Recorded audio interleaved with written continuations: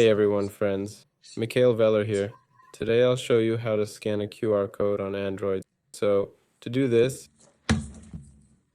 it's simple enough. If you can't scan it through your camera, just open Google, Google, or just type it right here.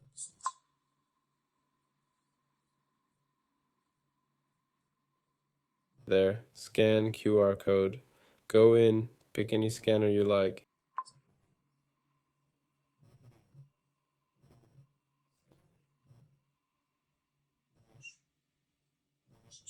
Here, for example, scan QR code. Open it up and tap scan now. There.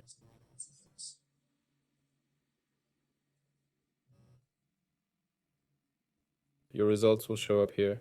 Just upload your file here, or you can snap a photo with your camera.